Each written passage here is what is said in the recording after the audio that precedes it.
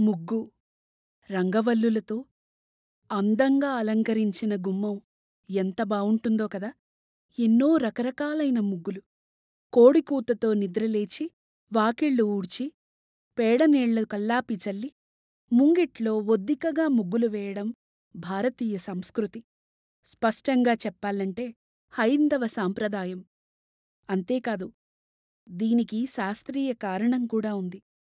మామూలుగా ప్రతిరోజూ వేసే ముగ్గు ఒకింతైతే, విశేషంగా కొన్ని మాసాలలో, పండుగ రోజుల్లో వాకిళ్లల్లో కల్లాపి చల్లి, చిన్నవిగా పెద్దవిగా బోలెడన్ని చుక్కలతో గీతలతో వేసే ముగ్గులు ఎన్నో రకాలు. కొన్ని విశేషమైన మాసాలు రాగానే ప్రత్యేకంగా రంగులతోనే కాకుండా ముగ్గుపిండితో చాలా పెద్దగా కూడా ముగ్గులు వేస్తూ ఉంటారు. ఇలా చెయ్యడానికి 2 కారణాలున్నాయి. ఒకటి, మన చుట్టూ ఉండే జీవాలని పోషించే సాంసారిక బాధ్యత మనిషికి ఉంది. కుక్కలు, పిల్లులు, ఆకలితో ఉండే జీవాలకు మనం తిండి పెట్టాలి. 2, ఈ ముగ్గుపిండి క్రిమికీటకాలను, చిన్న జీవాలైన చీమలు, పురుగులు లాంటివి ఇంట్లోకి రాకుండా వాటి ఆహారం ముగ్గుపిండితోటే ఆగిపోతుంది. పంట పొలాల్నుండి వచ్చేవారికి కాళ్ళని అంటుకుని చిత్తడిగా ఉన్న బురద పొలాల్లోనుంచి క్రిములు, పురుగులు, దోమలు ఇవన్నీ ఆశ్రయం కోల్పోయి అక్కడినుంచి వాళ్లతో పాటు ఇంటికి రావడం మొదలుపెడతాయి. పరిసరాల్లో ఉన్నటువంటి గ్రామాల్లోకి, ఇళ్లల్లోకి వస్తూ ఉంటాయి. దీన్ని నిరోధించడానికి ఆవుపేడతో కల్లాపి చల్లుతారు. పూర్వం పాముకాటుక్కూడా ఆవుపేడతో వైద్యం చేసేవారట. ఆవుపేడ ఎన్నో రకాలైన క్రిమికీటకాలను, పాములను, తేళ్లను కూడా దగ్గరికి రానివ్వదు. దాన్ని కూడా దాటి ముందుకు వస్తే అతి సన్నని క్రిములను ఆపడానికి ఈ ముగ్గుపిండితో ఇంటి చుట్టూ ముగ్గులు వేస్తారు. ఆవుపేడ సూర్యుడి నుండి వచ్చే రేడియేషన్ని కూడా ఆపుతుంది.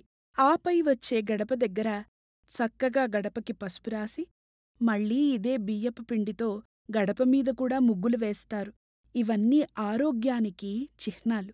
ఈ క్రిమికీటకాల బారినపడి, రోగాల బారిన పడకుండా మనల్ని మనం కాపాడుకునే సాంకేతిక వైజ్ఞానం ఈ ముగ్గులో కళ్ళాపి చల్లడంలో దాగి ఉంది. ప్రతి చిన్నదాన్ని కళాత్మకంగా ఆరాధించే భారతీయ తత్వంతో ఈ ముగ్గుకి ఒక విశిష్టత ఏర్పర్చారు.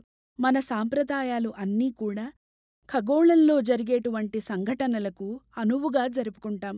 పైగా ఆకాశంలో ఉండేటువంటి నక్షత్రాలను చూస్తూ, వాటిల్ని చుక్కలుగా పేర్చి, ఆ చుక్కల్ని కలుపుతూ ముగ్గులుగా వేసి నక్షత్రగమనాన్ని గమనించడం అనేది దీనిలో నేర్పించారు. ప్రతి చిన్న అంశంలో విషయాన్ని, విశేషాన్ని కూడా పిల్లలకు వేడుకగా నేర్పించారు. గీతలతో వేసే కొన్ని విశేషమైన ముగ్గులు కూడా ఉంటాయి.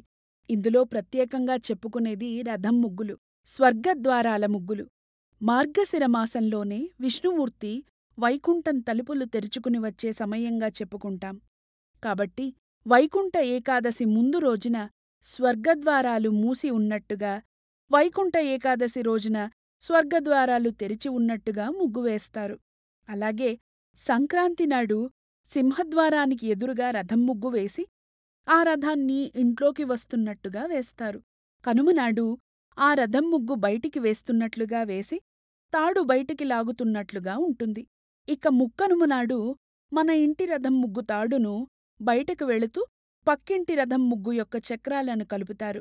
అలా పక్కవారిది, ఆ పక్కవారిది కలుపుతూ దానిని ఊరి చివర వరకు కలుపుతూ వేస్తారు. దీనికర్థం ఆ రథంలో ఉన్నటువంటి ఆ సూర్యనారాయణుడు మా ఇంటికి వచ్చి ఉండి మళ్లీ పంపించేట్లుగా దీనిని చూపిస్తారు. ఇలా అందమైన ముగ్గులు వేసి గొబ్బెమ్మలు కూడా పెడతారు.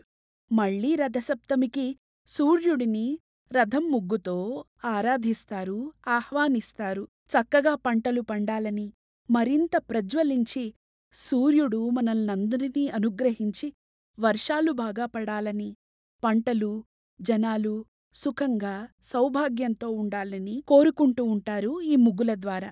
మనం రోజూ పాటించే దినచర్యలలో మనకి తెలియకుండానే ఎంతో విజ్ఞానం దాగి ఉంది. భారతీయ జీవన విధానంలో మమేకమయ్యున్న సంస్కృతి సాంప్రదాయాలని మనం గమనించము.